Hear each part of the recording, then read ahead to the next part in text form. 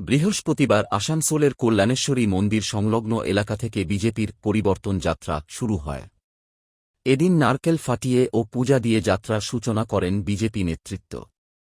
জানা যায়, এই পরিবর্তন যাত্রা কল্যাণেশ্বরী মন্দির সংলগ্ন এলাকা থেকে শুরু হয়ে বারাবণী, জামুরিয়া, পাণ্ডবেশ্বর, রানীগঞ্জ, আসানসোল উত্তর ও দক্ষিণ বিধানসভা এলাকা ঘুরে রাতে বাড়ি ময়দানে পৌঁছায়। শুক্রবার পুনরায় আসানসোল দক্ষিণ বিধানসভার চিত্রা মোড় থেকে যাত্রা শুরু হয়। এই কর্মসূচিতে উপস্থিত ছিলেন বিজেপি বিধায়িকা অগ্নিমিত্রা পাল সহ দলের অন্যান্য নেতাকর্মী ও সমর্থকরা। অন্যদিকে ধেমোমেন এলাকা থেকে কুলটি বিধানসভার বিধায়ক ড অজয় পোদ্দারের নেতৃত্বে পরিবর্তন যাত্রার রথ কুলটি বিধানসভার বিভিন্ন এলাকা, নিয়ামতপুর, বরাকর ও কুলটি ঘুরে ডিসেরগড় হয়ে পুরুলিয়া জেলায় নেতৃত্বের হাতে তুলে দেওয়া হবে বলে বিজেপি সূত্রে জানা গেছে।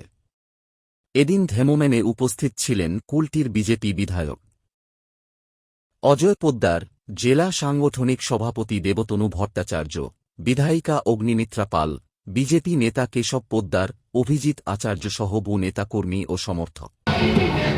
এই পরিবর্তন যাত্রা যে চলছে তার আজকে সেকেন্ড ডে। ভগৎ সিং মোড় থেকে রথ আসবে, এখান থেকে শুরু করব কুলটি বিধানসভা। এখান থেকে শুরু করে সোজা নিয়ামতপুর, কুলটি, বরাকর, ডিসেরগড় দিয়ে আমরা পুলের পাশ পুরুলিয়াকে হ্যান্ডওভার করব। রাস্তায় রাস্তায় মঞ্চ আছে, সব জায়গায় স্বাগত হবে। 1 মিনিট 2 মিনিট মহাপুরুষের মাল্যদান হবে। গতকাল রথযাত্রায় হামলা হয়েছে বারাবণীতে, এই বিষয়ে কি প্রতিক্রিয়া রয়েছে আপনার? দেখুন, কোনো রাজনৈতিক কার্যক্রমে কারো হামলা করার দরকার নেই। জনগণ বিচার করবে কাকে চায় কাকে না চায়। তাকে হামলা করে মার করে কি যুক্তি আছে?